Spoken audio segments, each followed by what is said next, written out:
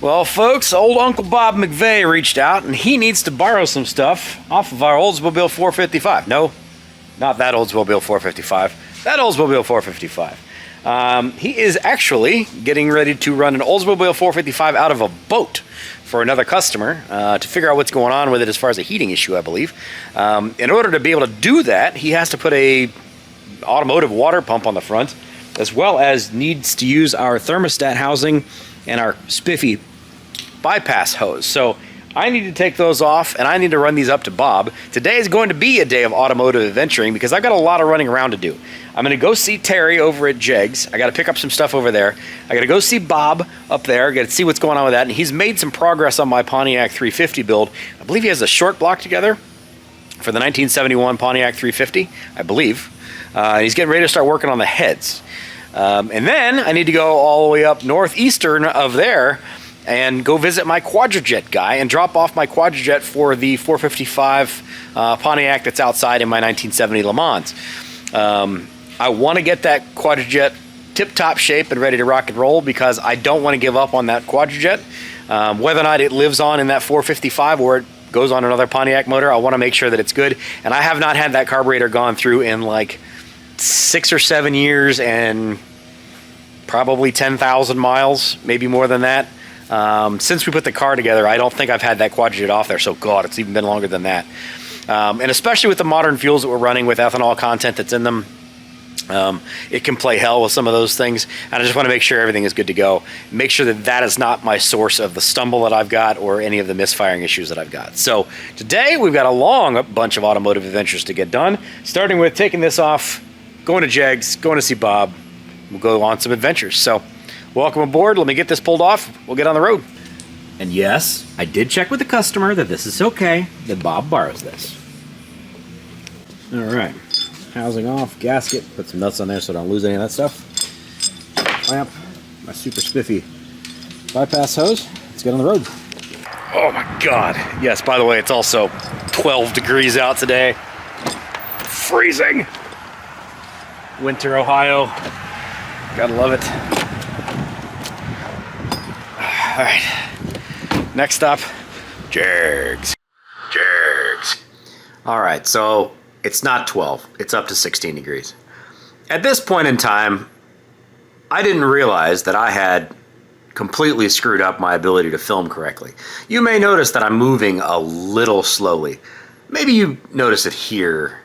So I had somehow kicked my camera into slow motion mode and didn't realize that it's filming at half speed and no audio. So we're gonna make the best of this.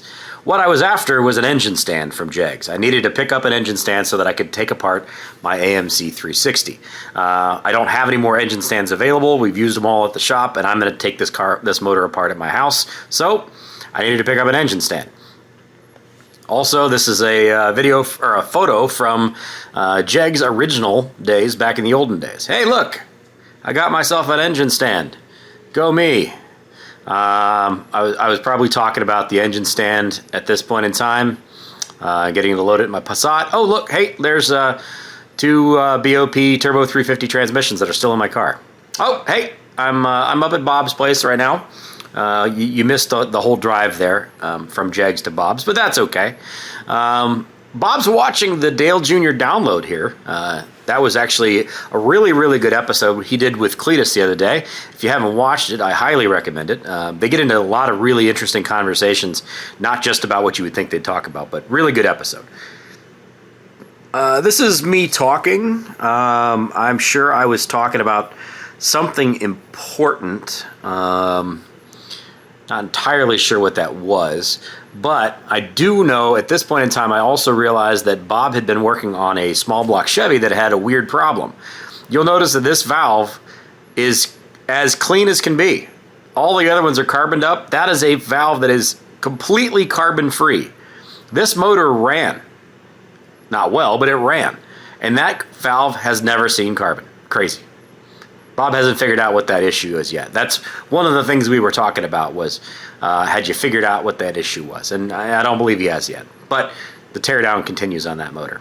So this is inside the dyno cell there at Bob's place. And we were we were getting ready to, or he was getting ready to run an Oldsmobile 455.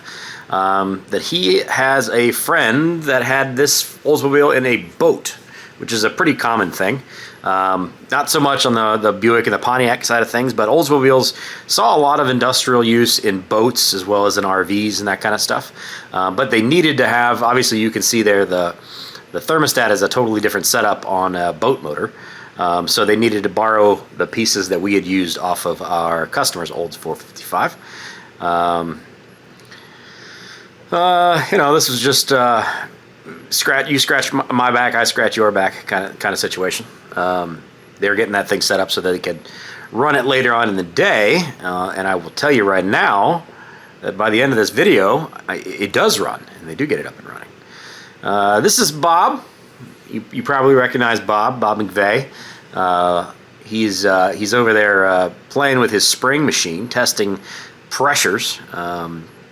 He's very much a stickler when it comes to having spring pressures correct on heads, which is really, really good. And he pays attention to this kind of stuff more than most people do. He actually bailed me out of an issue a number of years ago on a Mopar motor, where I had a spring issue and a coil binding issue, and where a keeper was coming into contact. So Bob's a great dude. If you know Bob already, if you don't know Bob already, he's a great dude. I'm going to go ahead and apologize about this point in time in the video that I'm going to have to voice over this entire thing because I had kicked my camera into slow-mo. And as you can see, there's no audio here. So this was a huge video. I was a very busy guy all day, and I really don't want to just ruin all this video. So this is the short block that Bob just finished off for my 1971 Pontiac Le Mans Sport. It's basically what originally was going to be a bone stock 350 rebuild. Unfortunately, we discovered that one of the rods was bad, and they were the original 1971 rods. So we decided to steal the Eagle rods that we were going to use for the 350 HO build, which is the other Pontiac motor that's sitting. Come on, Austin, turn. Hey, right there. We stole the rods that we were going to use for that one to put it into this one. And then the conversation was, well, do you reuse the 1971 pistons that came with it and try to get them off those rods and not damage the pistons and then get them on this new set of Eagle rods? And the answer was no. So I went ahead and I ordered a new set of Silverlight standard bore pistons to be able to get those. There you go. There's those beautiful Silverlight standard bore pistons.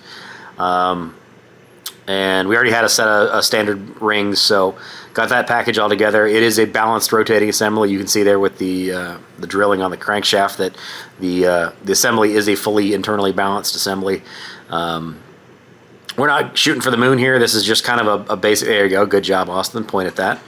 That's your welding from the Mallory we had to add into the crankshaft. So it's going to be essentially a bone stock, quote unquote. Hey, good timing, Austin. Bone stock original stock bore, stock stroke, stock piston, stock compression Pontiac 350 that's going to run cast iron heads. No porting to those heads whatsoever. We are going to be going through those heads completely, putting new valves and springs and guides and keepers and everything else into them. We also have to end up putting seats into those heads as well, because those are 1971 heads, so they were before unleaded fuels were a thing, which means we have an issue of the valve actually beating itself into the exhaust seat. I don't know if I've talked about that at this point in time in the video, or if I'm getting ready to talk about that. Maybe I am, I don't know. But we're going to end up putting exhaust seats in that head, so that's going to be basically an entire head rebuild for those things. So we are not going to touch them as far as the flow goes, and we actually may flow bench test them because Bob actually has a flow bench just over to the side here, just off the camera to the right, so we can see what they actually do flow. But it's essentially going to be an entire, apparently my nose was itchy there, it's going to be an entirely new valve train in these things, as well as essentially an entirely new rotating assembly. However, the factory 350 crank is going to be reused. So this is my 1968 350 Pontiac that we are building into what would be considered kind of a 350 HO build, or high output build. It is going to be using a stock crankshaft, but we've got to grind it down a little bit, which Bob is not super excited about, to be able to get it exactly where we want it. It's going to be running a similar set of rods, exactly the same set of Eagle rods that we have in the other 350. It's going to be running a bit higher compression, and we're going to be using a set of 62 heads, which are the big valve heads, screw-in studs, and we are going to do some port work on those heads as well, just to be able to see kind of a comparison between a stock rebuild style Pontiac 350 versus a 350 HO build, and kind of determine on whether or not the extra spend to do all the bells and whistles, is it worth it in the long run? How much power do you gain out of it? And it's not something I've ever seen before, so I figured it might be something that would be interesting for people to see. So I'm not entirely, apparently my nose itched again, not entirely sure what else I'm talking about at this point. Sorry for what I'm doing here. I apologize that I'm going to have to voice over this, but I did cut out as much as I possibly could. I'm going to have a really good conversation with Bob here. He's a great dude. I love Bob very much. I'm not going to try to imitate Bob's voice, but we're talking about his surgery that he's about ready to go under the knife for. He's got a ball and socket issue he's going to have to get taken care of next week, and that's going to kind of put him out of commission for, as far as the engine building side of things go, a couple of weeks. Whenever you do a rotator cuff kind of surgery, it's a multi-week recovery time. So trying to get as much possibly done as we can. And this is where Bob lays it on me that apparently I need to come up there and help him get some stuff on the dyno and off the dyno. So he's trying to get a bunch of stuff done over the next couple days. That big block that he's leaning on there, and the Oldsmobile that is in there that we are getting ready to run, needs to come off the dyno. That big block needs to go on it. He needs to finish off the heads that he was over there working with. That's Billy from Street Racing Channel's big block heads that are in there, and get that motor on the dyno. And then he's got another big block Chevy that's sitting over on the floor as well, and it needs to go on the dyno. And we're going to try to get all of those things done over the next couple of days, which I will do my best to film for you guys if you're interested in seeing that. So discussing the fact that we're borrowing my customers, or our customers' headers, his Oldsmobile headers, and yes, he did approve that borrowing. If you've never been in a boat before, they do run engines, internal combustion engines. However, they have a totally different water system and exhaust system. So obviously the boat can't be pulled into the dyno room, and you got to figure out interesting ways to be able to do it. So Bob was able to borrow our stuff to be able to get done what he needed to get done. So I don't know. Bob's probably frustrated with me talking too much. Hopefully you guys aren't frustrated with me talking too much. No idea. No. His fish was this big, came up from the bottom. I don't know. It came up out from the sides. I don't know. Oh, maybe he's talking about testing for the water.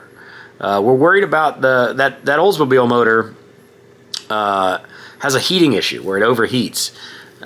It doesn't necessarily end up with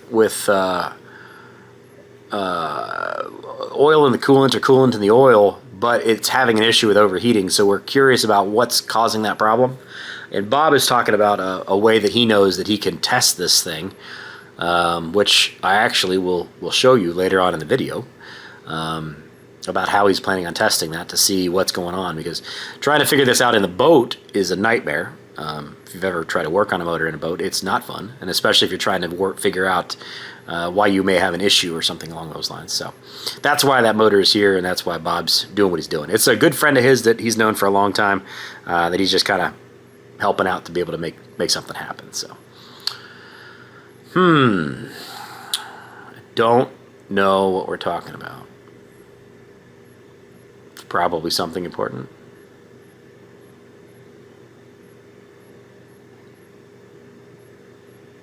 Yeah, I agree. Whatever Bob said there, I agree with that. Usually I agree with Bob. He's a pretty smart dude, that Bob.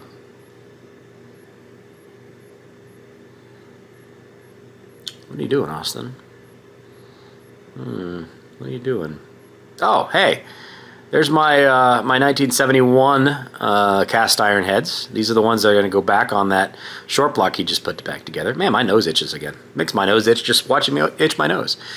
These don't have the front and rear exhaust manifold bolt holes drilled, as you can see there.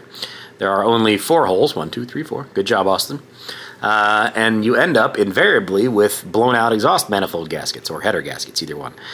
So we are going to drill and tap those for bolt holes. This is all of the new valve train stuff that has shown up for my 350 build that he's working on. All new, like I said, all new valves, keepers, springs, retainers. Everything is old, everything is worn out, so we're just going to go ahead and do a full rebuild on those heads. Which is probably not something anybody else would want to do, but in my case, I know, Austin, it's stressful. I actually am generally this cheerful. If you see me smiling a lot and laughing, I'm generally, honestly, that guy all the time. It's not an act. Here's me driving up to northeastern Ohio. It's a beautiful day out. It's very cold, snowy. Bob lives in the middle of nowhere, so you can see that. These are the roads there.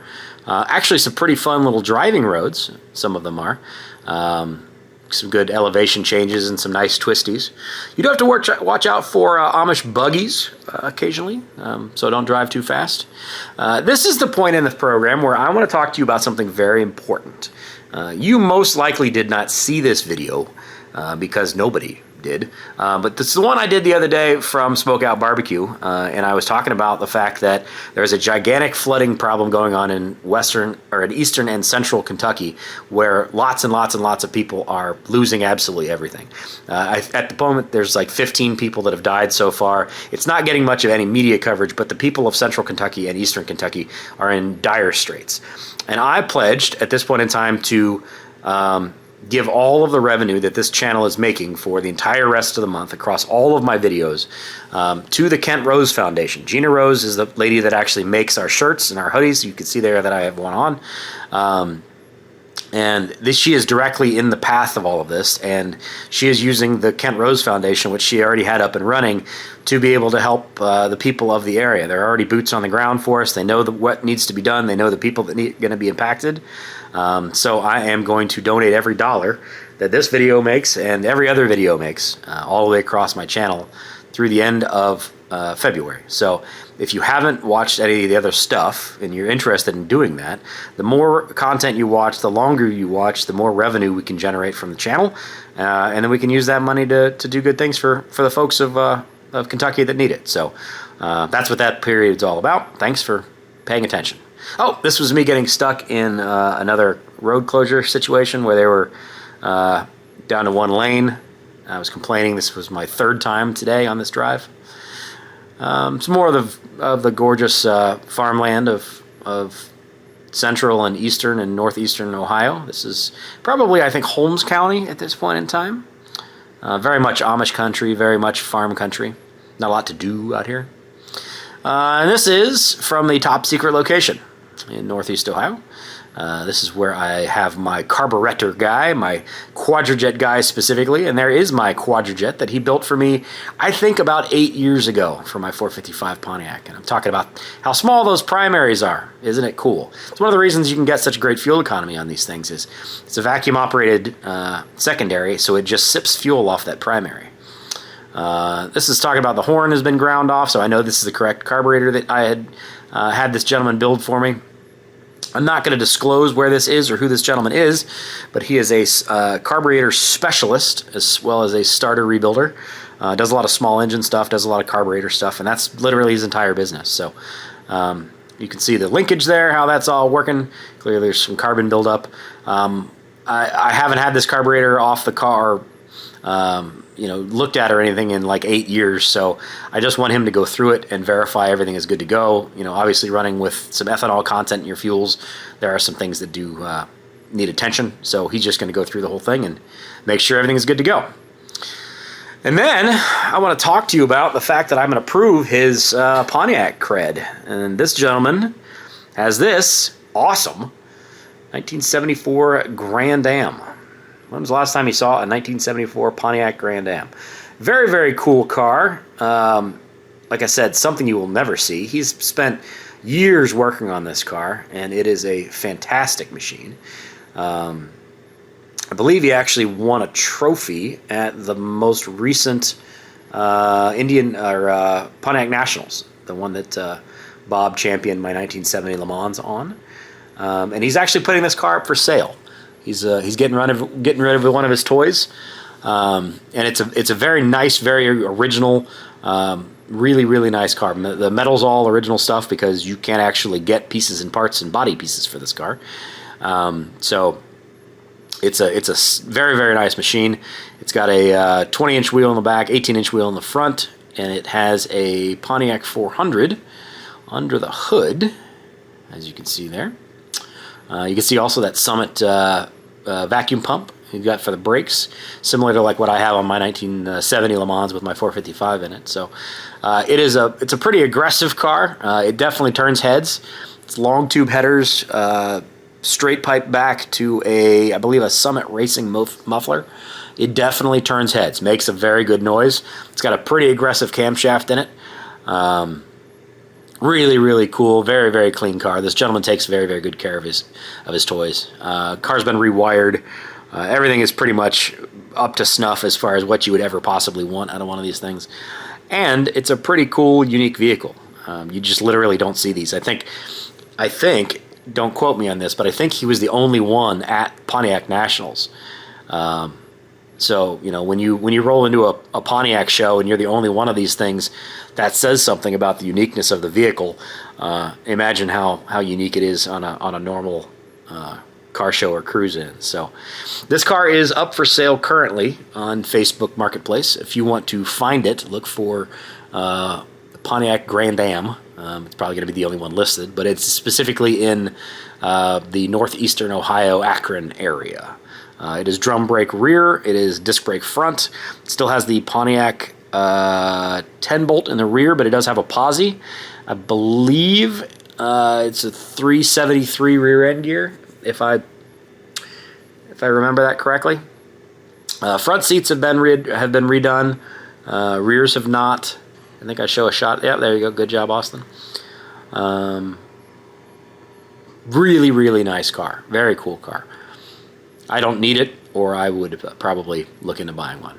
At this point in time, Bob has called me, and he said, hey, how quickly can you get back here? We want to run this Oldsmobile. I'm an hour and 15 minutes away. He closes at 5. So I need to hustle, and these roads are not exactly in hustle condition. But I hustled, and these are some Amish folks. There you go. That's Amish, if you haven't seen them before. Here's some more Amish doing Amish things. Some great roads. This is some of the great roads. Again, you don't want to drive too fast out here. They are great roads, but you could come over this hill and there could be an Amish buggy right there, and that's not something you want to deal with. So, yeah. Okay, we're back at Bob's. He is getting my Pontiac 350 HO crankshaft mocked up. And getting ready to do some crankshaft grinding, which is legitimately Bob's, I'd probably say his least favorite job in the entire shop. He hates grinding cranks, and he's got mine to do. He's got a couple of other crankshafts that he's got to do. So he's getting ready to swallow that pill he doesn't want to swallow. So that'll be something I will film for you guys in an upcoming episode. Maybe over the next couple days. I don't know. We're gonna see. There's a lot that needs to get done up at the machine shop, so we'll see how that goes. Bob is asking something about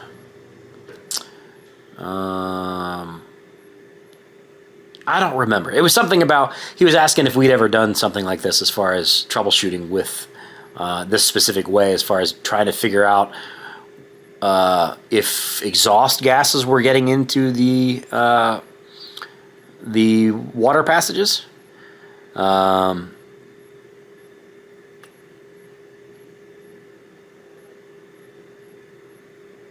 Okay, he said it's going to shake a little bit because the balancer is a neutral balanced balancer that he's using. The flywheel is our PRW neutral balanced flywheel, and the rest of the assembly is not.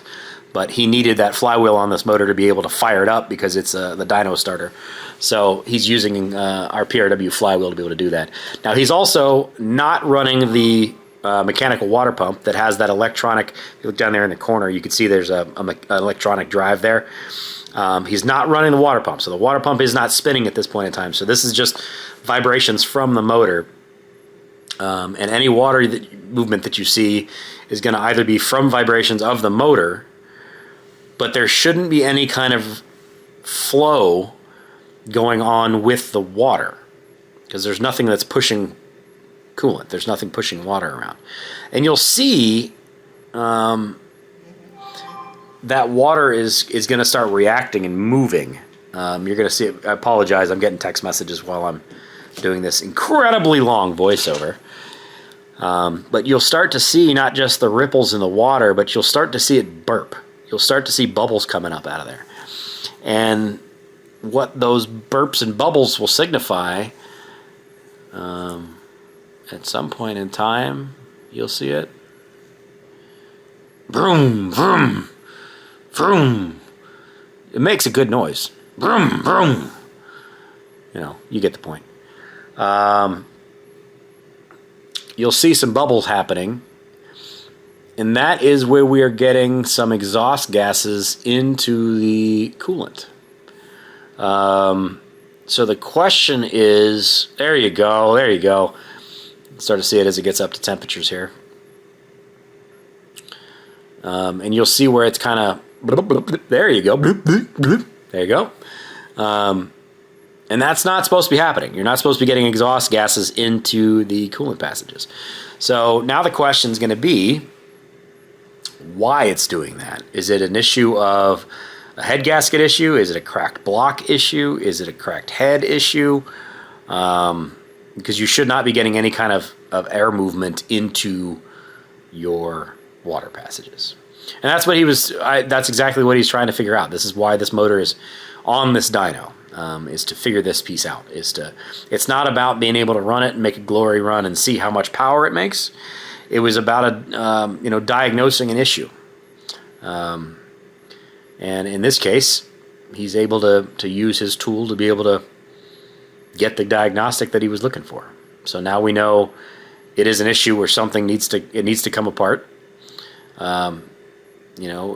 know that it's definitely something internal in the motor, so it needs to come apart and make that decision from there. You can see it. It sucked a bunch of water down there. So Bob's a smart dude. Good dude. Smart dude, and he's willing to do things the right way. And fortunately, this customer's got Bob on his side, just like I do. And he's willing to put the work in to be able to help figure out exactly what the issue is, not hunt and peck and guess. So at this point in time, he can at least have a conversation with the customer about, hey, this motor needs to get torn down. We need to pull the heads off of it and inspect the heads for cracks, and then see if anything else is. If the heads aren't cracked, then it's a block crack issue, and then you got all kinds of bigger problems from there. I'm not entirely sure what that's going to happen with going forward. That's something we're going to have to deal with, and I do need to get up there to help Bob. My goodness, I'm a popular man. Just text message after text message. My lovely lady Katrina is texting me right now. Apparently something about going to Greece. I'm into that. I'm all about it. Now, actually, there's a part of this conversation that I wish that right now, this is a really important part I'm talking about, is the dyno thing is not just about making those glory runs. It's a tool for a diagnostic. It's a tool in how you use it. And Bob agrees with me. You can see him nodding there. That's exactly why he bought this dyno, was to be able to test and verify motors before they went out the door. It's not necessarily about being able to make those big graphs and be able to see how much power it makes.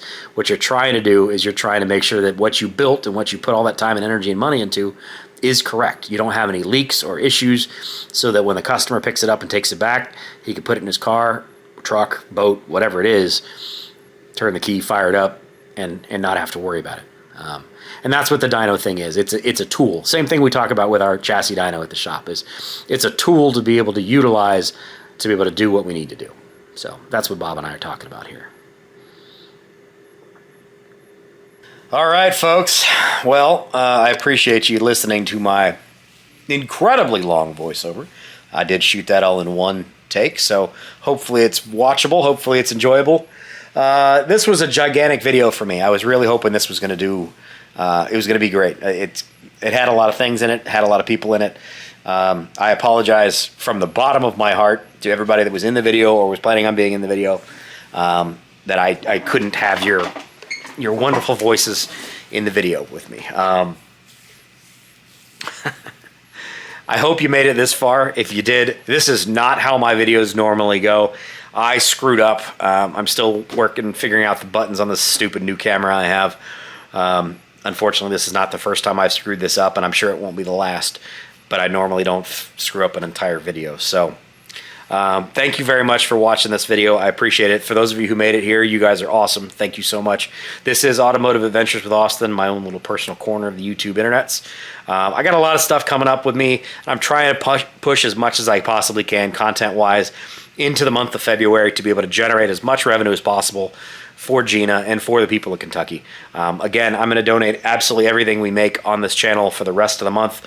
So anything you want to go back and watch, my voice is a little raw after talking straight for 30 minutes.